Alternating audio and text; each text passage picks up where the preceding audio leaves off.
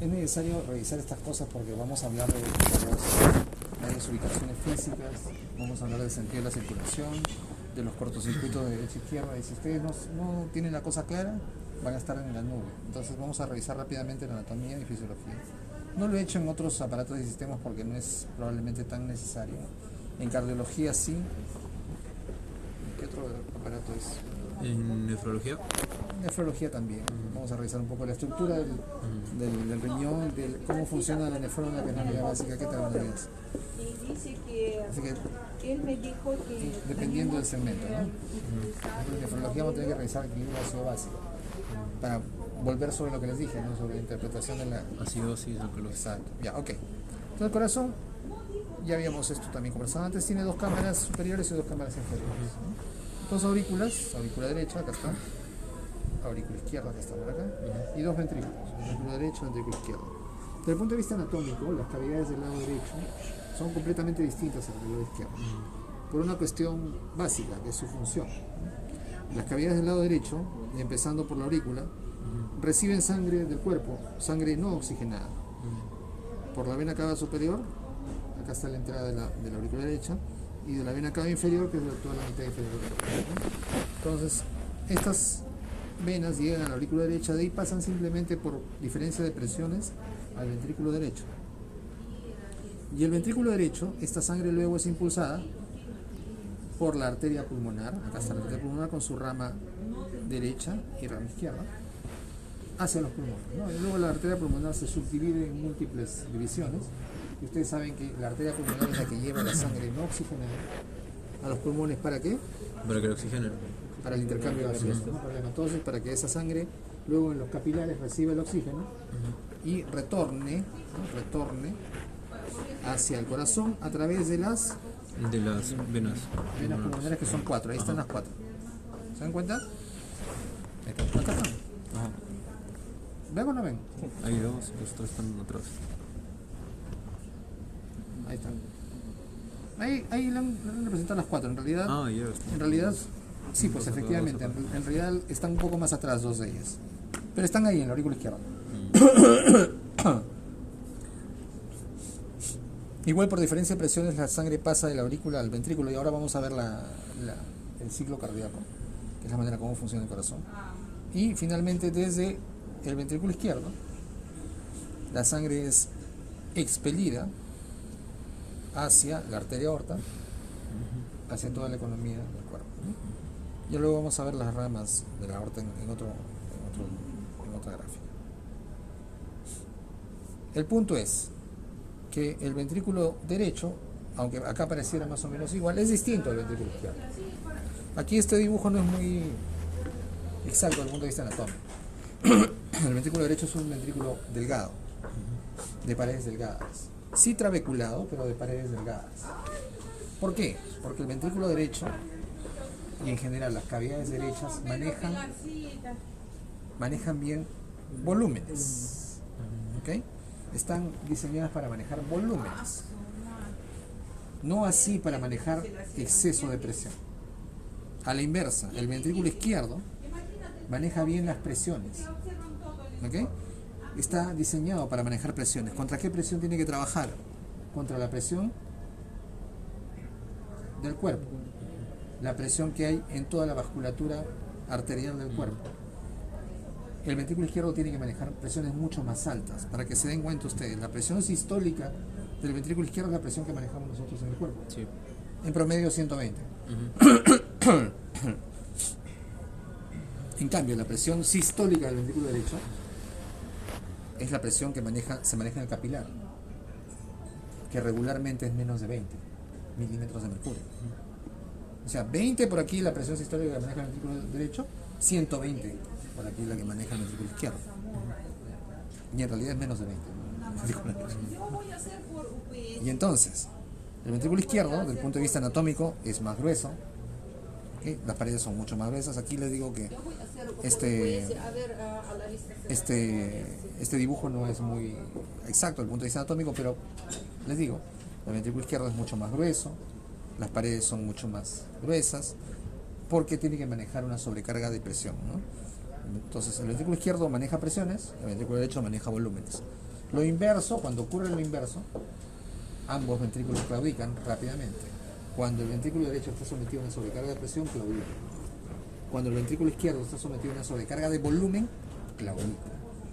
Ejemplo de sobrecarga de presión sobre el ventrículo derecho.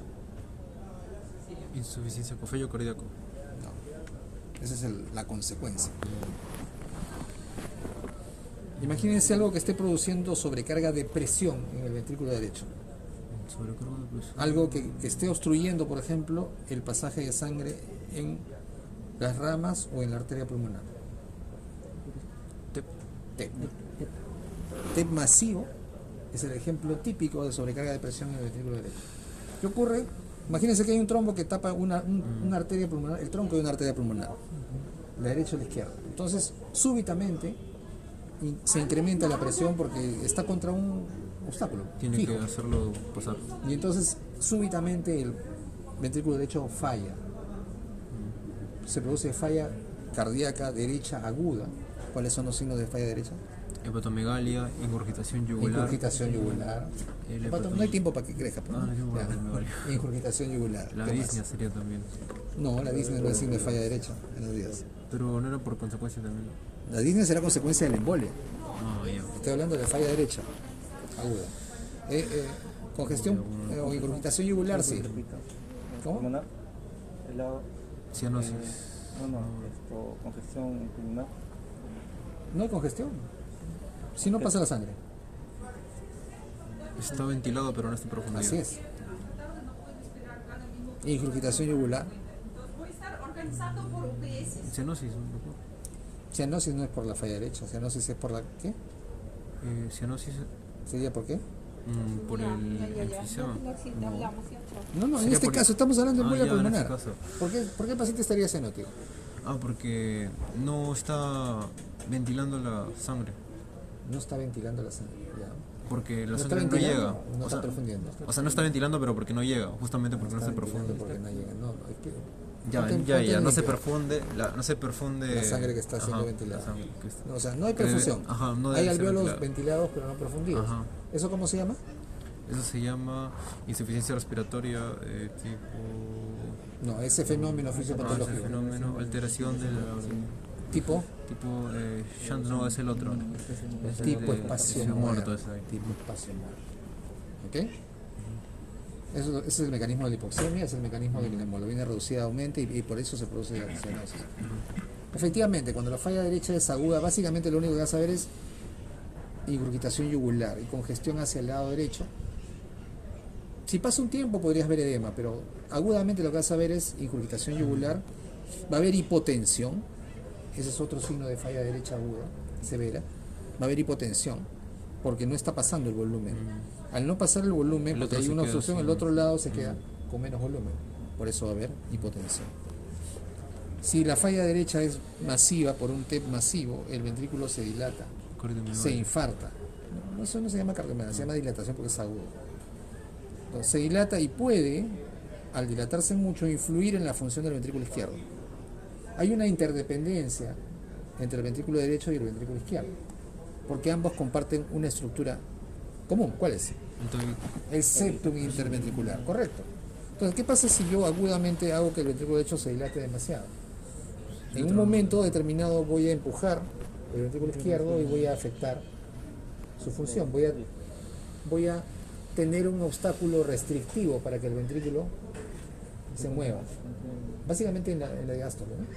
Para que se pueda dilatar bien y pueda llenarse sangre. Y entonces eso va a empeorar la hipotensión y va a empeorar la falla aguda.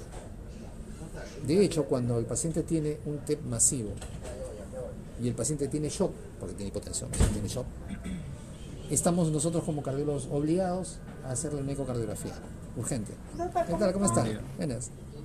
Porque tenemos que confirmar que lo que está pasando es esto. Es la única indicación que tenemos para hacerle ecocardiografía urgente a un paciente del cual sospechamos cuando el paciente tiene shock. ¿cuánto tiempo demora en hacer la ECG, doctor? ¿La ecocardiografía? Al toque nomás. O sea, si es que está el equipo, ¿no? Aquí no, pues aquí imposible, tenemos que mandar referencias. No, acá Ya murió el paciente. se murió. Entonces, con el eco, 5 minutos, mientras que lo enchufo y pongo el transductor, es lo que demora. Y miro.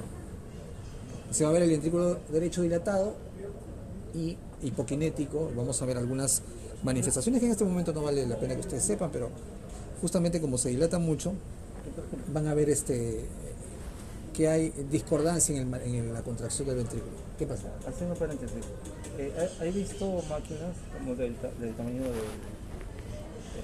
del celular, por ejemplo, que imprimen, o si no lo ve inscrito en pantalla, como el eco? O sea, le ponen sus electrodos y lo pueden ver ahí. O sea, ¿Eso sería el EKG?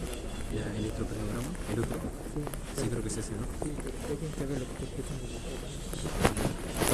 Se lo veo.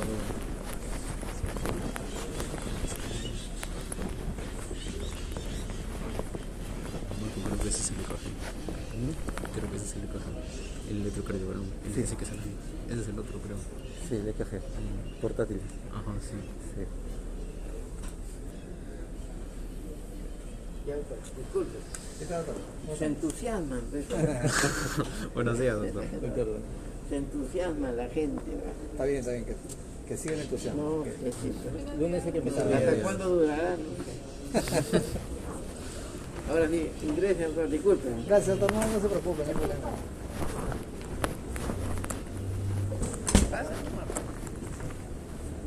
¿Qué se va?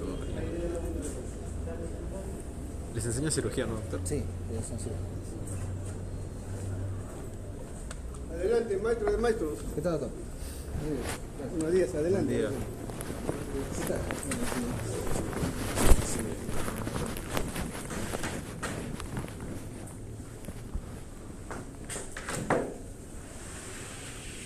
Como siempre, así es.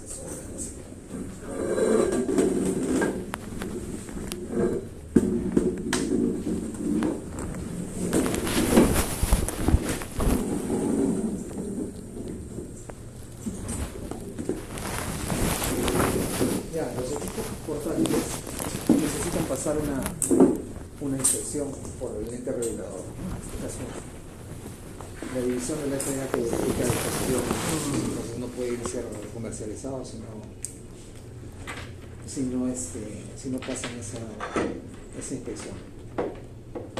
Entonces, bajo esa premisa, cualquier equipo que esté homologado por la ¿cómo se llama? CA, creo que es el nombre de la oficina de la FDA que ve los dispositivos biomédicos. Si el equipo está revisado y aprobado por esa oficina, ha sido evaluado. Pero sí hay entonces, porque he visto... Por supuesto, sí, mi esposa tiene uno. Yo les he contado que tenemos un equipo Sí. portátil, que ella tiene el transductor, hemos comprado recién este año, y la pantalla es el iPad. ¿Son mejores las marcas de algún país, doctor? Yo diría que definitivamente en investigación de dispositivos biomédicos Estados Unidos está por encima del resto, ¿no? ¿Y las marcas alemanas? Sí, alemanas también, son muy confiables. Chinas. Sí, de China no de China no copia nada más.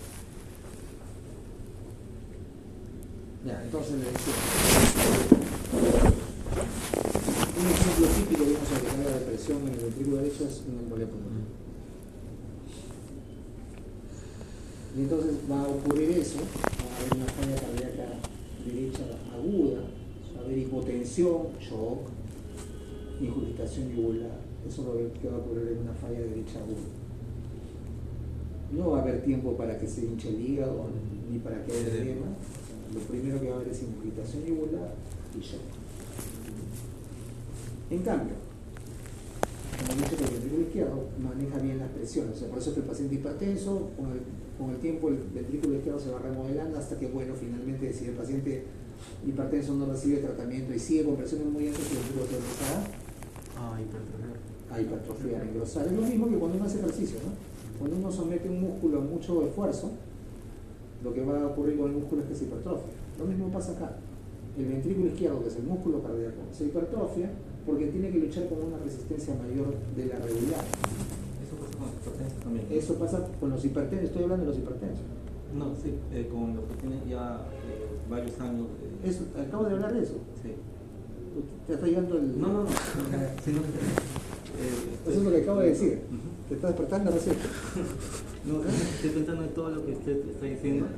Pero escúchame, yo acabo de decir eso. Estoy diciendo que eso ocurre en los hipertensos. Justamente porque el ventrículo tiene que luchar contra una resistencia mayor de la regular. No sé si yo sé que tengo, por decir, ¿no? 120, 80 de presión, y tengo un paciente que todo el tiempo está con 160, ese ventrículo tiene que hacer más fuerza. Entonces, con el tiempo, crónicamente se va a hipertrofia. Es un mecanismo de compensación. Porque el ventrículo izquierdo soporta bien la sobrecarga de presión. Pero ¿qué pasa cuando hay una sobrecarga aguda de volumen? ¿Cuál sería un ejemplo de una sobrecarga aguda de volumen? No lo sepan, pero podrían pensar e imaginar cómo podría existir una sobrecarga aguda de volumen en el ventrículo izquierdo. Hipervolemia. Sobrecarga de volumen. Hipervolemia. ¿Qué más podría ser? Por líquido del sobrecarga de volumen.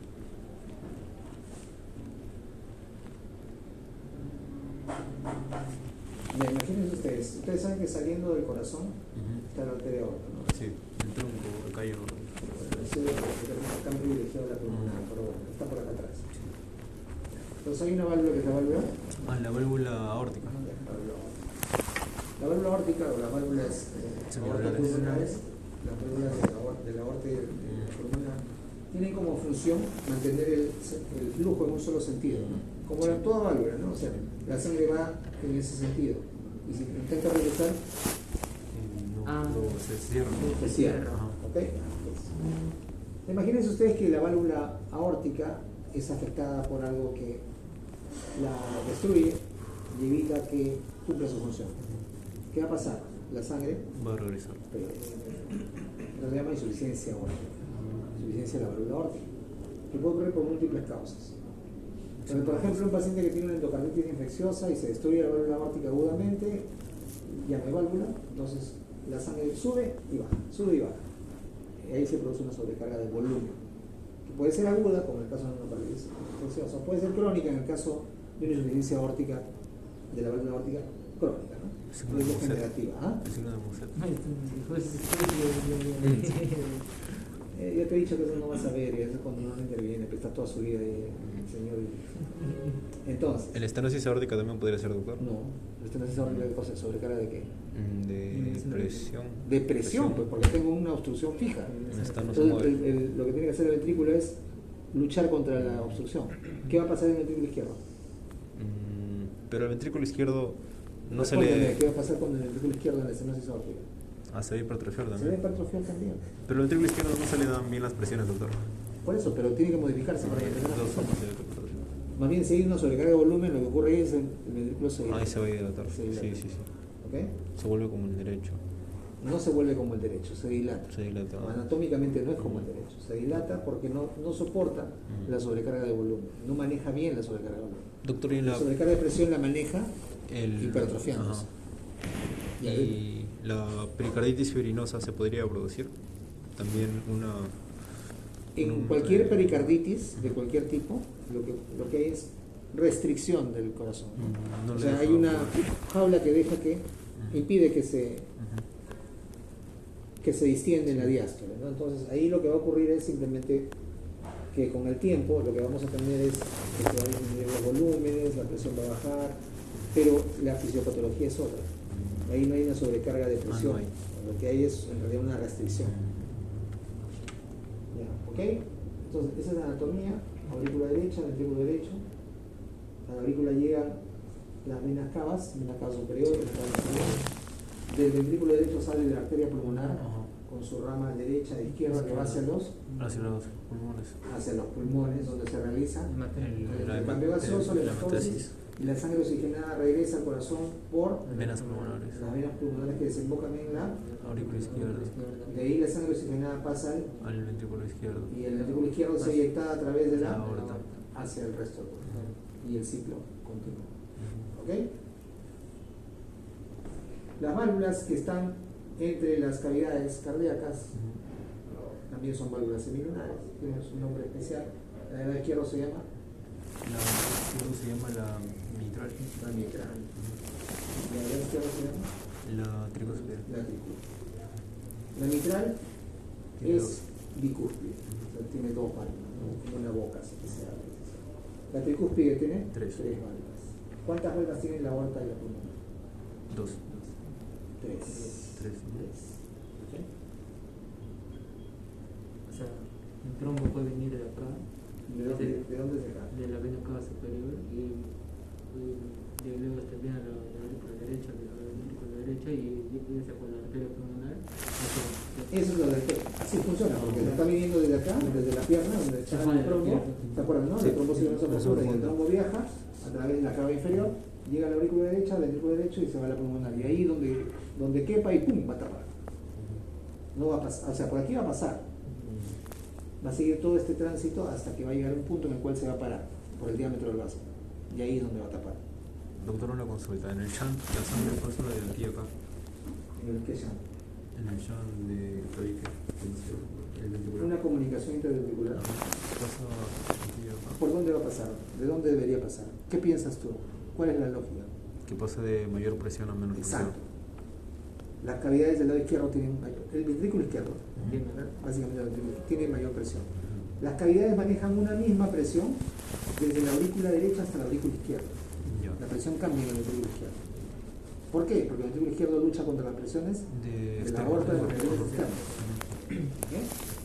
Pero las presiones en la aurícula, en el ventrículo derecho, en la aurícula izquierda son más o menos las mismas. ¿Okay? El problema es cuando es el shunt ventricular, entonces. Bueno, el problema más grande. Sí. Cuando hay comunicación interauricular también el shunt regularmente es de izquierda a derecha, porque hay una diferencia leve de presiones en el auricular. Siempre hay una mayor presión en la izquierda, pero no es mucha, o sea, ahí el shunt a veces es bidireccional, porque no hay mucha diferencia de presiones, o sea, va de derecha a izquierda, izquierda a derecha. ¿Y no hay problema? ¿O se produce arritmia en el auricular?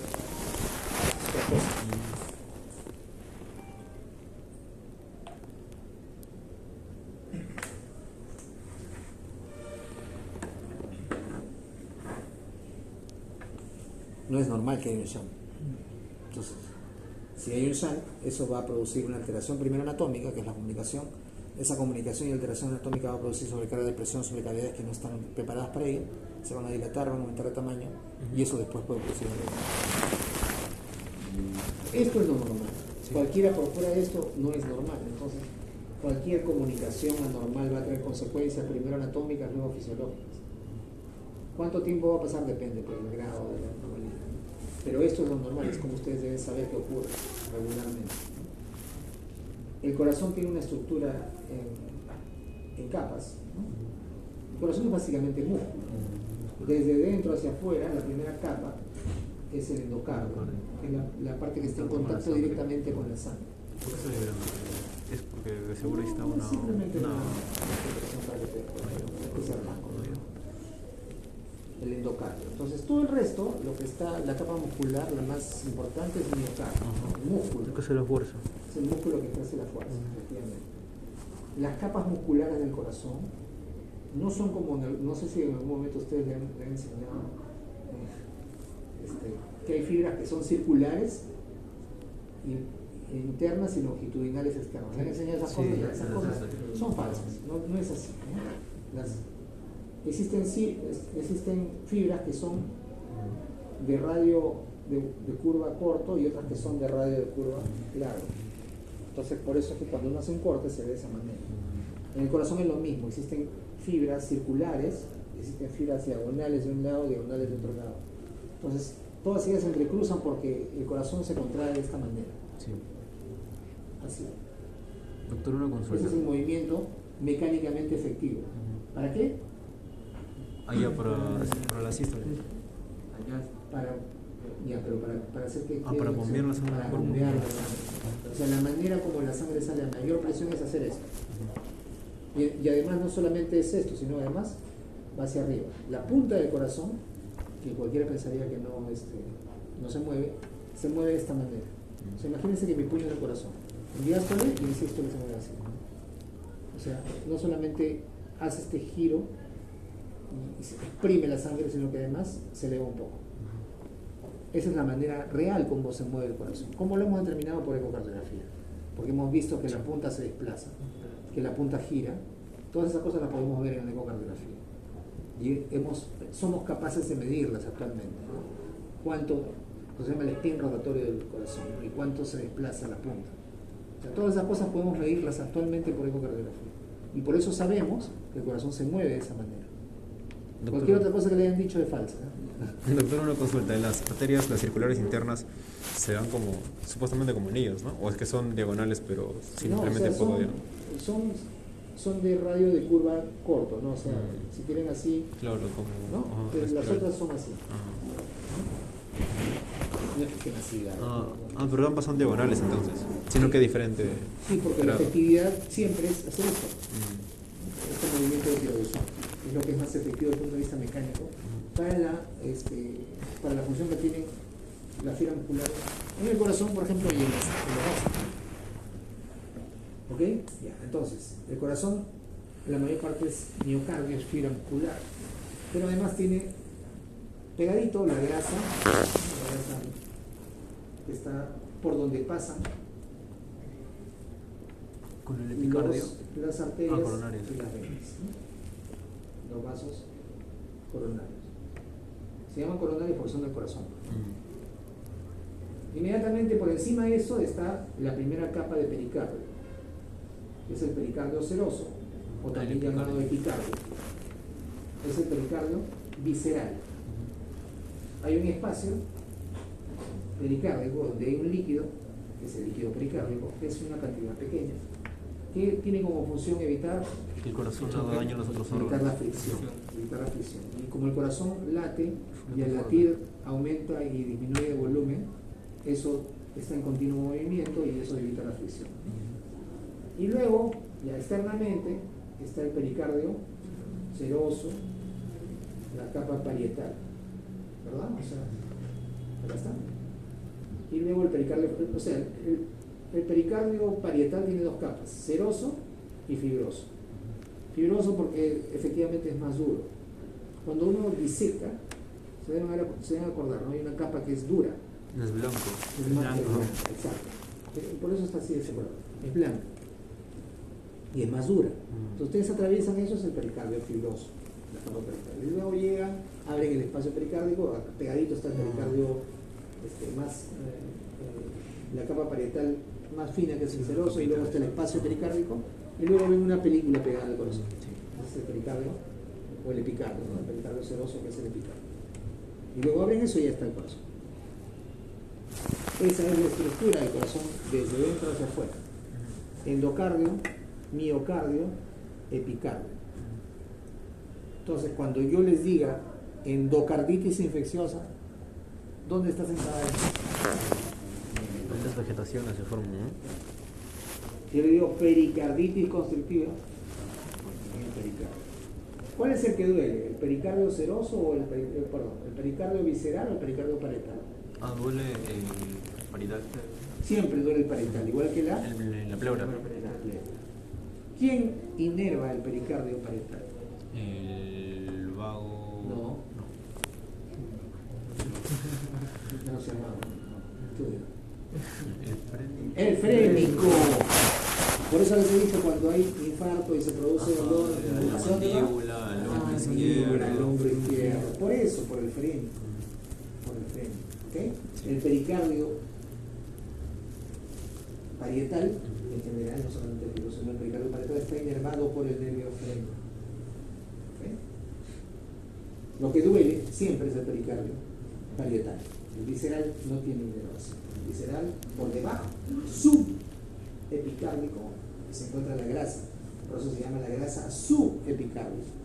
Y en esa grasa está metida las arterias y las venas que irrigan y desaguan el corazón. Los vasos coronarios, porque son del corazón. ¿Ok? Esa es la estructura del corazón. Aquí ustedes pueden ver cómo está destapado, ¿no? El pericardio. Es lo mismo, pero visto de manera... el anterior era una vista con un corte coronal, ¿no? Un corte coronal, para ver las estructuras internas. Esto es sin cortar nada. Cómo se ve el corazón en su posición anatómica, ¿no? Tenemos el ventrículo izquierdo por este lado, la punta, el ventrículo derecho por este lado. Ahora vamos a ver la posición real, ¿no? El pericardio de doble capa, la aurícula derecha, Y aquí se ven mejor las arterias, en este caso la aorta. La aorta sale y va a dar sus primeras ramas hacia el lado izquierdo y hacia el lado derecho, ¿no? Hacia el lado derecho tienen ustedes el tronco brachiocefálico o arteria innominada. ¿Se acuerdan, no? Que eso es distinto que el lado derecho que el lado izquierdo. Cuando Sí, sale la el aorta. brachiocefálico, la carótida común. Exacto, izquierda. del tronco brachiocefálico o arteria innominada sale la arteria carótida común derecha y la arteria subclavia derecha. En el lado izquierdo, ambas salen directamente de la aorta. Esa es la variante normal, o sea, es lo normal que ocurre en el lado derecho y en el lado izquierdo. ¿Ok? Y aquí ven las venas llegando a la aurícula derecha, ven la cava superior, aquí no se ve del lado inferior, y luego se ve por aquí la salida del ventrículo derecho a las arterias pulmonares. Este nos sirve básicamente para ver cómo sale la aorta y da sus primeras ramas, ¿no? Al lado derecho la arteria innominada o tronco brachiocefálico, al lado izquierdo la arteria carótida común del lado izquierdo y la arteria subclavia izquierda. Esto luego se divide del lado derecho, es lo mismo, ¿no? Carótida común derecha y subclavia derecha. Brachiocefálico porque la subclavia va al miembro superior y la carótida hacia arriba, hacia el cráneo, claro. ¿no? Por eso es brachiocefálico. La carótida común tiene dos ramas. La carótida común tiene dos ramas.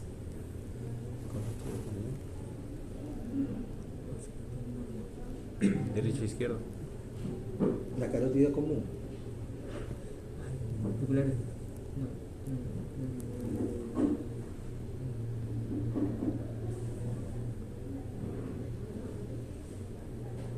Esta que tocamos aquí el pulso, ¿cuál es?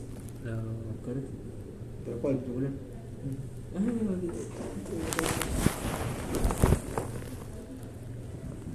Es la carótida común. Ya. Va a dar dos ramas. ¿Cuáles son?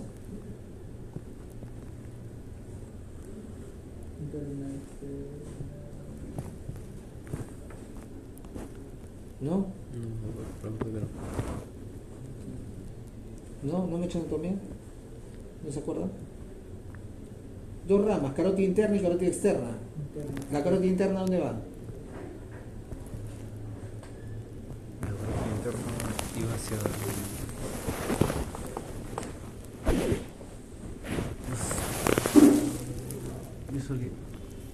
hacia el cerebro. Va hacia el cráneo, adentro. Claro.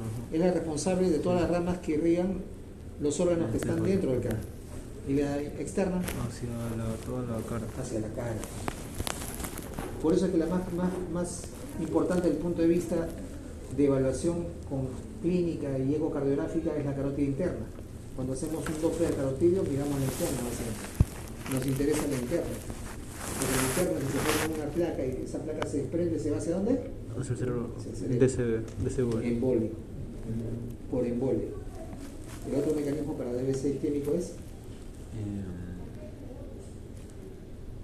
trombosis, que es básicamente por un accidente de placa y en el lugar del accidente se trombosa.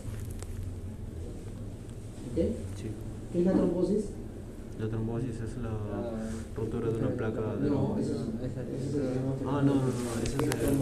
la trombosis es la formación de un coágulo de un sanguíneo. trombo, una estructura sólida, en situaciones En situaciones anormales, patológicas. De lo contrario, siempre se están moviendo los hombres. moviendo, hay mecanismos que tienden a la trombosis y otros que tienden a la hemorragia. Cuando hay equilibrio es lo normal, pero cuando se produce una coagulación patológica, la formación de un trombo, que es una estructura sólida, de manera anormal, eso se llama trombosis. Y eso ocurre de manera anormal en una arteria del cerebro porque se rompe una placa y altera una que tampoco es normal, ¿no? O sea, si bien es cierto, es un proceso que inicia cuando uno nace, no es normal que se forme una placa y que obstruya, ¿no? La base, la patogenia o el inicio del fenómeno de la trombosis es la ruptura de la placa, que expone el subendotelio y vienen un montón de células a querer tapar, se activa la caja de la coagulación y ¡plaj! Se cierra todo. Pero cuando yo tengo una placa que se rompe en la carótida, que es una arteria de buen calibre, más o menos 3 centímetros, 2 centímetros, 2 centímetros y medio, esa placa rota no va a obstruir la arteria. No, sí, dos. Entonces lo que va a pasar es que esa placa o ese, con el trombito que se forma, va a viajar hasta que encuentre una arteria chiquitita y ahí ¡pum! Se tapa. Por embolia. ¿Ok? Listo. También mal en anatomía ustedes, ¿no? El corazón, además de cumplir la función de distribuir la sangre por todo el cuerpo, para cumplir esa función tiene que mantenerse funcionando perpetuamente como una bomba, ¿no? Latiendo continuamente durante el curso de nuestra vida. Por ahí leí que no sé cuántos millones de veces late el mientras vivimos, pero es toda su vida, desde que nacen. Es más, desde que están en el vientre hasta que mueren. 100.000 veces a cada día, ¿no? Saquen la cuenta, pues, ¿no? Si son 60 latidos por minuto, más o menos, en un día, en un año, en una persona que vive en promedio 75 años, más los meses que estaban ahí. Entonces, para eso necesita un sistema eléctrico que es autónomo. ¿Qué significa que es autónomo? Autónomo, que no es voluntario. No es voluntario, ¿qué más? Claro, yo no puedo pensar que se pare mi corazón. Claro. Aunque algunos budistas dicen que bajan sus latidos, bueno, eso se puede hacer por relación, no es porque lo pienso yo. Es autónomo, que no es voluntario, ¿qué más? y que se da por la misma concepción. O sea, así no se me quedó cuando se me han dicho que cuando una persona moría el corazón todavía sigue latiendo. Por un Puede momento. ocurrir, pero son por algunos segundos más. Es autónomo, significa que es involuntario, que es automático. ¿Ya? O sea, yo no tengo que hacer nada para que siga funcionando. Si ustedes se acordarán, porque yo dudo que se acuerden, de fisiología de la célula cardíaca, el potencial de acción de la célula cardíaca es distinto al potencial de acción de una célula, de un músculo estriado normal. Menos 90. No, aparte de la cifra, un músculo estriado para que funcione, Ya voluntario, sí. primero que es voluntario y segundo necesita un estímulo que haga que cambie el potencial de acción. En la célula muscular cardíaca, que por eso se distingue el músculo estriado convencional, no necesitamos ningún estímulo. De manera natural se despolariza la fibra y produce el potencial de acción que genera el estímulo eléctrico, que finalmente es el que produce la contracción. Entonces, para entender el sistema eléctrico del corazón tenemos que entender que hay unas células especializadas dentro del corazón que son parte de este sistema eléctrico. No hay forma de identificar esas células especializadas a simple vista. O sea, si yo abro el corazón, no puedo identificar cuáles son esas células. La única manera de hacerlo es histológicamente, o sea, hacer un corte, ponerlo al microscopio y mirar, estas son distintas. Ya. Solamente se hace desde el punto de vista histológico, pero sabemos que existen justamente por eso. Y es toda una estructura del sistema eléctrico cardíaco que, repito, es autónomo y es automático, porque de manera automática se genera el potencial de acción. Entonces, en el sistema eléctrico se genera el potencial de acción, se genera el estímulo eléctrico que finalmente lleva a la contracción del corazón en su totalidad. Y aquí nace un principio básico en la fisiología cardíaca. El fenómeno eléctrico precede al fenómeno mecánico. Y tiene que ser así. Primero tiene que darse el estímulo eléctrico y después se da el estímulo mecánico. Y así tiene que ser además para que haya eficacia mecánica. Hay un retraso entre el estímulo eléctrico y la efectividad, o sea, la contracción.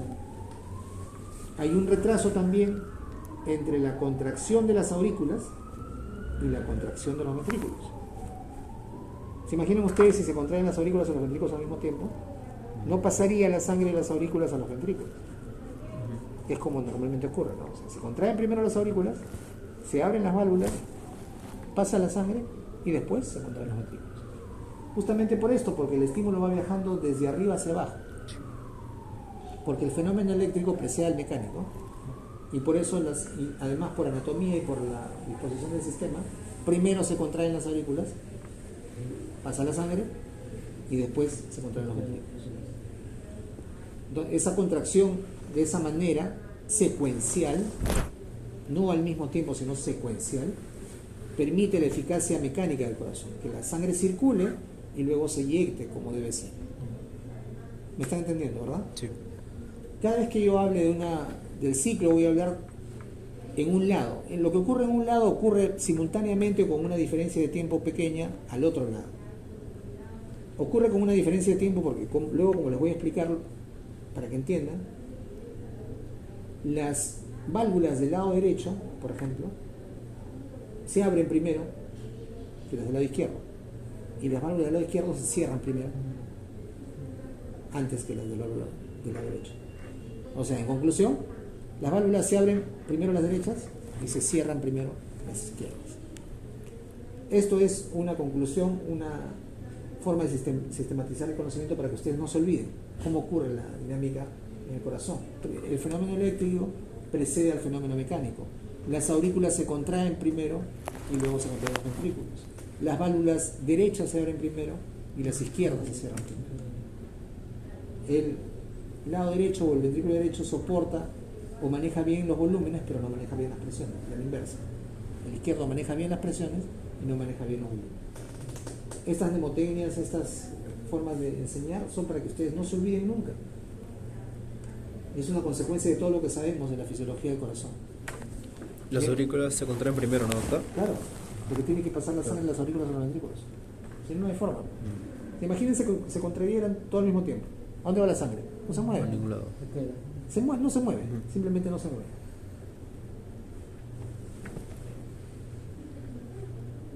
¿Hasta ahí está claro? Sí.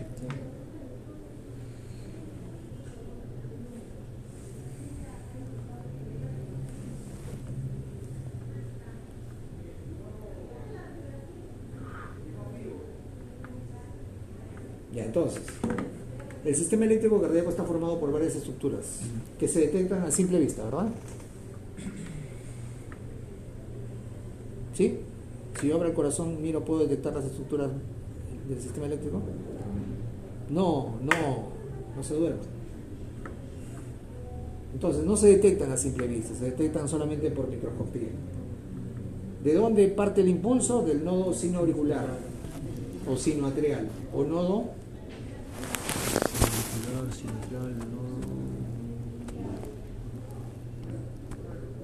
¿Cuál es el nombre con el que es más frecuentemente conocido?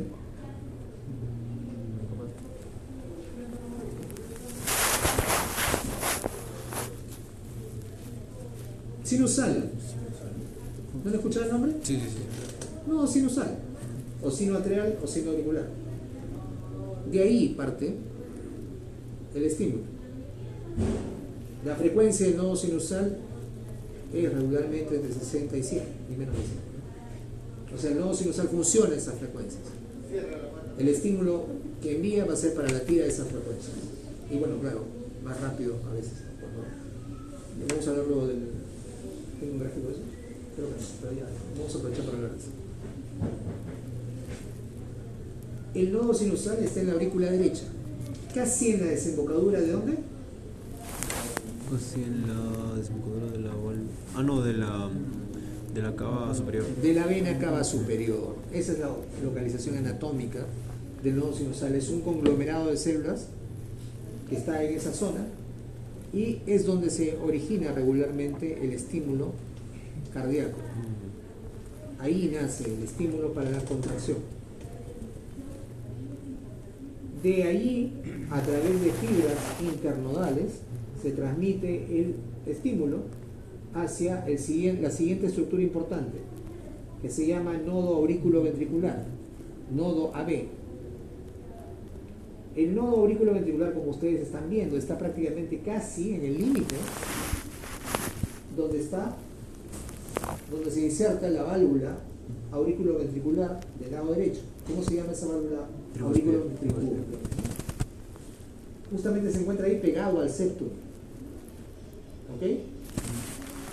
Esto es fácil de darse cuenta, ¿no? Uno está acá arriba la cúpula de la aurícula derecha pegada a la desembocadura de la vena cava superior. El otro se encuentra en la esquina, justo pegado al septum, más o menos donde se insertan las estructuras de la válvula tricúspide. ¿Por qué? Porque luego el resto del sistema de conducción pasa por dentro. ¿De dónde? Por dentro del ventrículo derecho. Del Ya, del septum septum. interventricular. Porque allí nace lo que se llama haz de His, dentro del septum interventricular. Y dentro del septum interventricular, el haz de His se divide en rama derecha y rama izquierda, el haz de His, siendo las fibras terminales del sistema eléctrico lo que se llaman fibras de Purkinje. Entonces, de esta manera, desde la aurícula derecha del nodo sinusal, el sistema eléctrico alcanza todo el corazón. ¿Entienden? ¿Se dan cuenta, no? Aurícula derecha del nodo sinusal,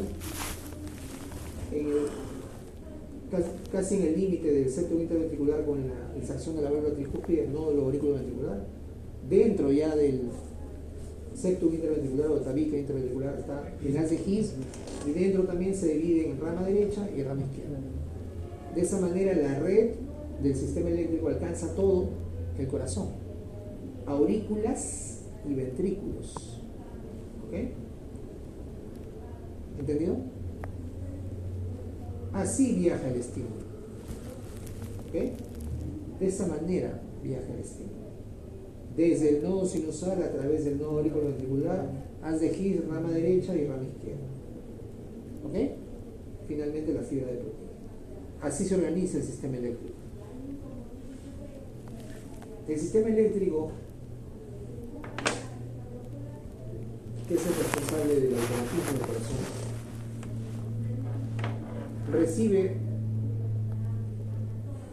fibras o tiene fibras aferentes y eferentes, que son dependientes básicamente del sistema simpático y parasimpático. El sistema simpático, que tiene los nervios que usualmente que son paravertebrales, y luego de ahí suben, ascienden. Y el parasimpático, que está por ahí y que recoge todos los estímulos, ¿cuál es? El que se parece a ustedes. El vago. ¿Ok? Frénico y vago. ¿El frénico es para quién? Para el simpático. Para la... El frénico es la inervación del corazón. ¿De qué parte? De la parte coronaria. La pleura, no, el pericardio. El pericardio pleural. El pericardio. El pericardio parietal. ¿Ok? Y en cambio, para ver el automatismo, la frecuencia cardíaca, está el simpático, con sus fibras múltiples que desembocan dentro, los ganglios simpáticos que son paravertebrales y que luego suben al sistema nervioso central, y el parasimpático, cuyas fibras principales se encuentran dentro del décimo par, que es el vago. El simpático acelera el corazón o lo enlentece. Acelera. Acelera el corazón. El parasimpático Enlentece. lo enlentece. Y entonces, por múltiples estímulos, sube la frecuencia o baja la frecuencia. La frecuencia no es una constante durante el día. Durante el día, dependiendo de lo que estamos haciendo, la frecuencia varía continuamente. Si estoy durmiendo, está en 50, ¿no? La frecuencia es normal. Si estoy acelerado porque en ese momento estoy preocupado, o me estoy peleando con alguien, o estoy tensionado porque no entienden mi clase de mis alumnos, mi frecuencia cardíaca seguro estará más alta.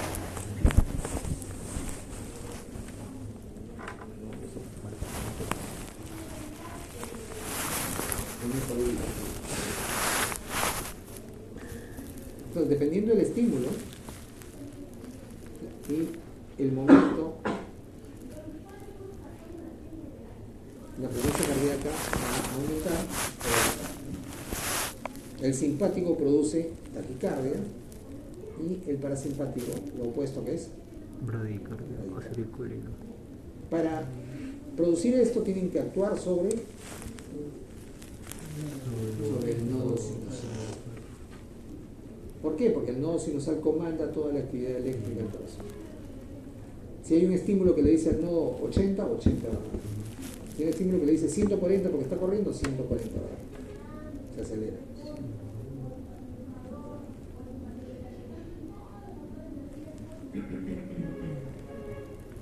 Ahí es donde se pone la moneda, ¿no, doctor? ¿Qué moneda? La moneda para representar al nodo sinusal. Una moneda es. Ah, ¿que el tamaño del nodo sinusal es como una moneda? No. Hay un aparato que es por si el corazón no se encuentra rítmico, si no me equivoco. Ajá, el Ah, marcapasos. ya, no, lo que pasa es lo siguiente. Cuando el nodo sinusal es el que normalmente comanda la actividad eléctrica y la frecuencia cardíaca, que es entre 60 y 100, aproximadamente, menos 10, ¿no? Si algo pasa con el nodo sinusal, entonces las siguientes estructuras van tomando la posta para comandar la actividad eléctrica. ¿Cuál es el problema? El problema es la frecuencia cardíaca de base que tienen estas estructuras. Si la frecuencia cardíaca del nodo sinusal es entre 60 y menos de 100, la frecuencia cardíaca del nodo auriculoventricular, ¿cuánto creen que es? 40. Por ahí, entre 30 y 50. Entonces se dan cuenta de la diferencia importante que hay. Sí. Entonces si hay un bloqueo de la transmisión o hay una enfermedad que afecta el nodo sinusal, la primera consecuencia es que se comanda los latidos ya no del nodo sinusal, sino desde el nódulo auriculoventricular, donde la frecuencia que se maneja es mucho más baja. El paciente va a estar entre 30 y 50 de frecuencia cardíaca y eso se va a notar. La bradicardia va a producir en el paciente signos clínicos, que luego vamos a ver, ¿no? Básicamente son fatiga, ¿no? Hasta 5 que puede haber, ¿no? La frecuencia es muy baja. Y si siguen bajando, es peor todavía. 20 de frecuencia cardíaca. Entonces, la frecuencia cardíaca normal se mantiene con el nodo sinusal. Si hay un bloqueo a nivel del nodo sinusal, a nivel del nodo auriculoventricular, la frecuencia se va a ir al piso y el paciente va a tener el cuadro clínico de una bradiarritmia. Y se va a tener que reemplazar la función del sistema eléctrico por un sistema eléctrico artificial. Ese es el marcapaso.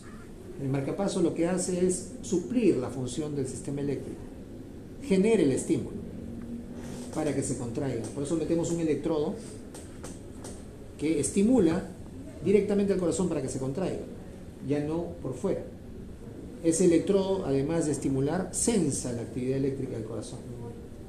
Porque si está dando estímulos y no sensa lo que ocurre, se van a chocar el estímulo eléctrico y el estímulo mecánico.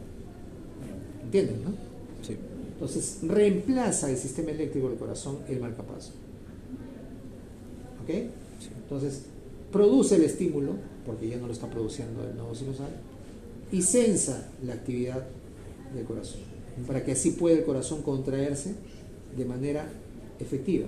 Después de las arritmias que usan por eso. Las arritmias son trastornos del ritmo cardíaco que pueden ocurrir por un montón de causas, ¿no? Vamos a verlo después, pero acá estamos hablando el punto en el cual no funciona el sistema eléctrico. En este caso tiene que ser reemplazado por un sistema externo que es el marcapaso, ¿no? El electrodo transmite el estímulo al corazón, usualmente se coloca en el ventrículo derecho, y ese electrodo no solamente hace el estímulo, sino que además sensa la actividad del corazón, para que sea sincrónica. Ese marcapaso, precisamente vi estaban entrevistando a un señor, ¿no? Y Ah, y le dio sufrió sí. un paro Sí, cardíaco sí. y Eso no se llama marcapaso, se llama desfibrilador implantable. se estaba viendo, ¿no? Estremeció. Sí, eso se llama desfibrilador implantable. Eso es un aparato que sensa cuando hay taquicardia ventricular. El electrodo sensa cuando hay taquicardia ventricular y le da una descarga. Es como colocarle unas paletas externas y chocarlo, lo mismo. Eso ocurre en pacientes que tienen taquicardia ventricular. Porque si no lo chocas en ese momento, no reviertes la arritmia, no la cardioviertes, el paciente se muere. Eso se llama desfibrilador implantable. En inglés es ICD. ¿Y eso en qué hospitales lo pueden? Es salud. Es salud. Solo salud. Solo salud. Ya saben, ya si el congresista se murió con toda su plata, ¿Qué nos espera? No sé. si tienen un seguro pago, están en problemas desprotegidos totalmente. Superficialmente, la posición del corazón hace que la estructura que esté más pegada al pecho sea el ventrículo derecho. ¿Ok? O sea, hacia adelante está el ventrículo derecho. El ventrículo izquierdo se encuentra hacia atrás, hacia abajo y hacia la izquierda. Por eso es que la punta se va casi hacia el pezón, que es el quinto espacio intercostal con la línea media clavicular. Ese es el área, que son más o menos unos 3-4 centímetros cuadrados, que ocupa el latido de la punta o el choque de punta. Y es lo que vamos a examinar cuando veamos a la paciente. Cualquier cosa que esté por fuera o por debajo de eso ya no es normal. ¿En qué enfermedad se encontraba, se acuerdan ustedes, el desplazamiento del latido de punta por debajo del cifoides? Enfisema. Sí. Demasiado. ¿Ok? Antes que eso ya se dan cuenta, pues el pata es flaco, no puede ni respirar a las justas. Todo solamente son músculos recesorios. El paciente que vimos, creo. Parecía, ¿no? Sí, Sí, parecía, cuando tenía- respiraba tenía los Ajá, intercostales, retracción intercostal, sí. Sí, era igualito al tenía, tipo, pero- tenía una pinta de eso, ¿no? Y además tenía ruidos ahí sucrepitantes que estarían de acuerdo con que tuvieran el poco. Ya, ok, entonces, no se olviden, la punta está por la posición del corazón, ¿no? De la izquierda 40 está grados. hacia abajo, hacia la izquierda, ¿no? Y hacia atrás. Y entonces el latido de la punta se siente en esa área, ¿no? Línea media clavicular con quinto espacio intercostal. La estructura más anterior es el ventrículo derecho. O sea, el corazón está más o menos así, rotado para que me entiendan, ¿no? Eso es normal, esa es la posición normal. El ventrículo derecho está hacia adelante. Por eso cuando veamos en palpación, cuando queremos palpar el ventrículo derecho, voy a poner mi mano así, con el canto de la mano pegada hacia la parrilla costal, acá en esta zona, porque el ventrículo derecho está ahí. ¿Ok? Esa es la manera como está en la pared torácica, es la posición normal.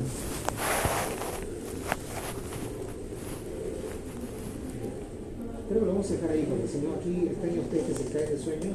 Esta parte es importante que estén bien despiertos, el ciclo cardíaco. Les voy a pedir que lean ciclo cardíaco, ¿ya? Antes de eso lo vamos a dejar para después. Vamos a pasar mejor a otras partes que son más sencillas de entender. La anamnesis de la historia clínica cardiovascular, que es justo la teoría que van a hacer el día de hoy. Los síntomas cardiovasculares más frecuentes son estos: dolor torácico, palpitaciones, disney y sus variantes, ¿no? Ortopnea, endopnea, etc. Edema, síncope y fatiga. De algunos de ellos ya hemos hablado cuando hemos hablado en respiratorio, así que solamente vamos a incidir ahora en este segmento en las características que son específicas, o son características, o son típicas de la enfermedad cardiovascular. Por ejemplo, el dolor torácico y el disney. Ahí vamos a hablar, no tanto, vamos a recordar unas cosas de lo respiratorio, vamos a centrarnos en la parte cardiovascular. Las palpitaciones son un síntoma casi exclusivamente frecuente de la enfermedad cardiovascular. Y digo casi exclusivamente, no exclusivamente, porque hasta un paciente que tiene palpitaciones puede tener, o sea, puede no tener ningún problema sino ser solamente ansiedad. ¿Ok? Entonces, por eso digo que es casi, no es exclusivo. Del edema ya hemos hablado, así que vamos a recordar algunas cosas que tienen relación con el edema causado por falla cardíaca, básicamente. Y el síncope es una de las manifestaciones de enfermedad cardiovascular, pero se ve o se encuentra síncope no solamente en enfermedades cardiovasculares. Así que vamos a hablar básicamente del síncope como síntoma frecuente y además de las causas cardiovasculares que provocan síncope. Y la fatiga, vamos a hablar también rápidamente en su momento, para diferenciarla de la disney. La fatiga otra vez es un síntoma totalmente inespecífico, pero es importante diferenciarlo de la disney. Una cosa es que el paciente diga me canso, y una cosa es que diga me falta el aire. A veces la gente sí lo confunde. Y ustedes son los responsables de dejar claro si lo que tiene el paciente es disnea o fatiga. ¿Qué es disnea? Me falta el aire cuando camino 5 cuadras. Me tengo que parar a respirar porque estoy completamente agitado, estoy medio mareado. Me falta el aire. ¿Qué es fatiga? Me canso, me faltan fuerzas. Vamos a ver los detalles de eso después, porque tienen que ustedes ser capaces de diferenciar y al paciente hacer que les diga lo que realmente sienten. Esa parte es probablemente la más difícil de esto en la anamnesis. En antecedentes personales generales que son importantes para la historia clínica cardiovascular, nos importa el tipo de trabajo que tenga la persona. ¿Por qué? Si un paciente tiene un trabajo eminentemente físico, por ejemplo un obrero, probablemente los signos relacionados con insuficiencia cardíaca se presenten antes, porque por naturaleza es su trabajo. Pero si una persona tiene un trabajo de oficina, de repente puede pasar una gran cantidad de tiempo sin síntomas, y en el momento que lo pongo en una faja a correr, porque si encima es sedentario, no hace ejercicio, lo pongo a correr un poco ahí y recién va a tener los síntomas. Es importante el trabajo para más o menos estar advertido de qué grado de capacidad funcional tiene la persona y qué tanto pueden ocultarse los síntomas. En rojo están marcadas las cosas que son muy importantes para nosotros. Una es el antecedente de tabaquismo. ¿Por qué? Porque el tabaco aumenta la presión. Porque el tabaco es uno de los 4 factores de riesgo cardiovascular mayores. Ese es uno de los 4. Está relacionado directamente con la enfermedad cardiovascular, con aterosclerosis, con enfermedad cerebrovascular, bueno, además con cáncer de pulmón, con EPOC y un montón de cosas más. Pero la parte cardiovascular está relacionada con enfermedad coronaria, con enfermedad aterosclerótica en general, puede ser coronaria o puede ser cerebrovascular. El estado nutricional es importante porque un paciente obeso, por la carga de peso que tiene que manejar, también podría tener signos más rápidos. Ortopnia. La ortopnia debe depender en realidad del grado de obesidad. No. O sea, un paciente obeso no tendría por qué tener ortopnia, podría tener fatiga, podría tener apnea de sueño, pero ortopnia es el paciente que no puede tolerar estar echado. Claro, o sea, tendría que dormir sentado. Pero si le pones de costado al obeso sí puede dormir. No puede dormir echado de boca arriba, o sea, de cúbito dorsal porque de repente hace apnea. Pero si lo pones de costado se acaba el problema. La disnea paroxística nocturna. Tiene que ver con la redistribución del flujo por un sistema de vasos comunicantes. Y eso es patológico. Ese sí puede tener que ver con cardiovascular. Tiene que ver con enfermedad cardiovascular, tiene que ver con falla cardíaca. La dieta también es importante, el consumo de alcohol. Ya no vemos mucho, pero está descrito y existe la cardiomiopatía dilatada por alcohol. ¿Ya? O sea, alguien que sea alcohólico así a morir, pasa el tiempo y finalmente su corazón se dilata y la fracción de eyección disminuye. O sea, hay una cardiomiopatía dilatada alcohólica, pero afortunadamente ya no vemos con mucha frecuencia. Cafeína, doctor. ¿Cómo? Cafeína. La cafeína sube la presión, además. Es como estarte subiendo la presión así por picos, ¿no? Cada vez que tomas mucho café. O energizantes. Lo mismo. Bueno, el trabajo tiene que ver con el ejercicio físico, ¿no? Saber si el paciente es sedentario o tiene actividad física regular. El consumo de drogas recreativas es importante porque algunas producen directamente cardiopatía dilatada. Que tienen el estudio de la droga. Maladroga tenía cardiopatía dilatada isquémica, producto de las jaladas que se cocaína, metían, ¿no? Con la cocaína. La cocaína produce infartos. Cada jalada, infartos. Algunos dicen que un reciente individuo que falleció después de estar libando licor también estaba con algunas líneas encima. Nunca lo sabremos porque la necropsia creo que la han hecho acá en Lima para tapar las tenía que estar en la reunión, estaba chupando en la casa de playa con microinfartos. Los microinfartos son producidos justamente por la cocaína, ¿no? Sí. Esos microinfartos significan un área de corazón que ya no se usa. Entonces, con el tiempo esos microinfartos suman y el corazón de lo que se contraía bien ya se contrae. Es lo que le pasó a Maladroga, ¿no? es importante preguntarle al paciente directamente, ¿no? O sea, ¿usted consume cocaína? Va a mirar así, ¿no? Es que tienes que saber, tienes que explicarle por qué le pregunto. Le pregunto porque esto puede producir infartos. Aparte de los problemas de adicción, ¿verdad? Eso en realidad a nosotros no nos interesa mucho. Debería interesarnos más, pero a los médicos en general no nos interesa mucho. Pero el problema con la cocaína es los problemas cardiovasculares, los problemas respiratorios que puede producir. Y los cardiovasculares son los más graves, ¿no? Porque finalmente varios infartos por cocaína van a tener una falla cardíaca. Hay que preguntarle directo, ¿no?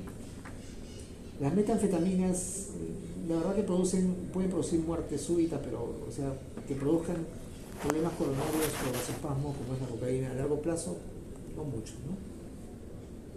Si uno se pasa de cualquier droga, obviamente puede haber el riesgo de muerte, ¿no? En general de cualquiera, ¿no? En los antecedentes personales patológicos, preguntar por los otros tres que son los factores de riesgo cardiovascular mayores: hipertensión, diabetes y lipemia, enfermedad coronaria, falla cardíaca, obesidad. O sea, en general preguntar si tiene enfermedad cardiovascular, preguntar si el paciente tiene algún trastorno del ritmo cardíaco, preguntar si el paciente ha sido sometido a cirugía cardíaca, intervenciones o dispositivos biomédicos, angioplastía, stents, marcapasos, desfibrilador implantable, ese que tú dices que le da descarga, es el desfibrilador implantable, resincronizador, que es otro tipo de dispositivo. Ahora los hacen en uno solo, ¿no? Es un dispositivo que es desfibrilador y resincronizador, pero no en todos, ¿no? Son dispositivos caros, solamente salud, ¿no? El MINSA no existe para la enfermedad cardiovascular. ¿Y desde cuándo estamos haciendo ese tipo de cosas? Están cientos de millones de dólares. ¿Y el resincronizador, doctor, qué es lo que hace? El resincronizador arregla un problema que se llama asincronía cardíaca, cuando hay falla cardíaca y bloqueo de rango izquierdo. Lo que ocurre es que una parte del corazón se contrae antes que otra y genera un corazón disincrónico. Lo que hace es le da el estímulo en el momento que corresponda para que el corazón se contraiga sincrónicamente. Importante saber, en un paciente cardiópata, todos los medicamentos que usa. Todos, absolutamente todos. Y después separamos lo que nos importa. Presentación, dosis, vía y antigüedad de uso. Una cosa distinta es que el paciente haya empezado a tomar, por ejemplo, amiodarona la semana pasada, a que la toma por 10 años. Claro. Porque muchos medicamentos cardiovasculares, como la amiodarona, tienen efectos secundarios a largo plazo. Derrame pleural. Fibrosis pulmonar, acumulación en la córnea, acumulación en la piel. Se mostraba un paciente que tiene pseudocianosis, ¿no? ¿Se acuerdan? Sí. Por amiodarona. Bueno, era por otro medicamento, pero también por amiodarona. Sí. ¿Recuerdo por qué medicamento además, doctor? Por las tetracicrinas.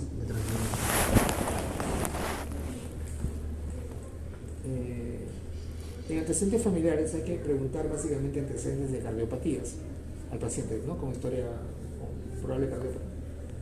Antecedentes en la familia de hipertensión, de diabetes, de lipidemia, antecedentes de cardiopatías congénitas. Existe un ligero aumento del riesgo de que si en una familia han habido cardiopatías congénitas, los descendientes de esa familia lo tengan, ¿no? Pero es un ligero aumento, no es así absoluto, ¿no?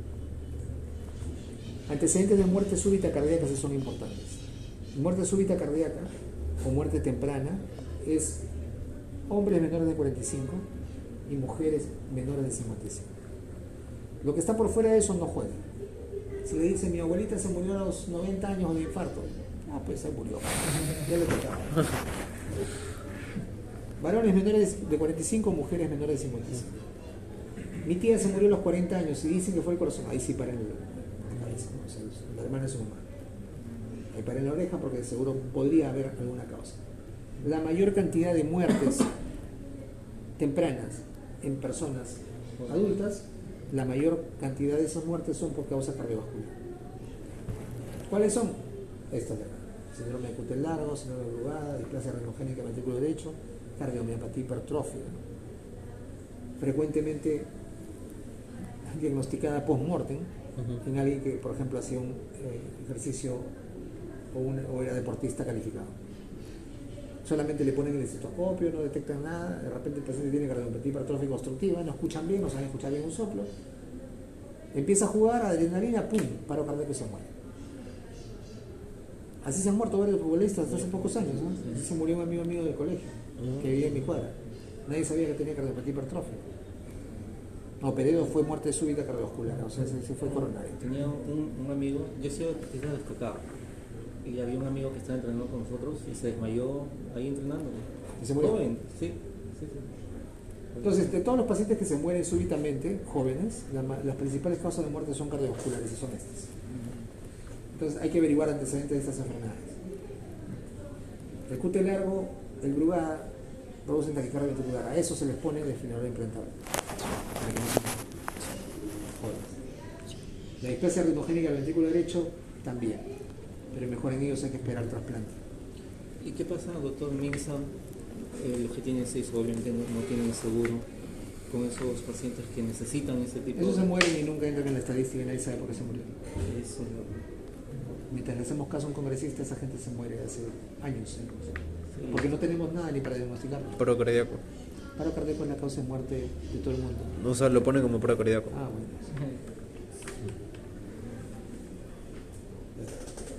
Entonces, el ciclo cardíaco nos queda pendiente para discutir. Pero necesito que estén despiertos, los veo con los ojos rojos. Hasta ahora ustedes me llaman. Están con los ojos rojos, están entre líneas. Estudia. ¿Todo claro? ¿Veremos algo bien? Sí, todo bien.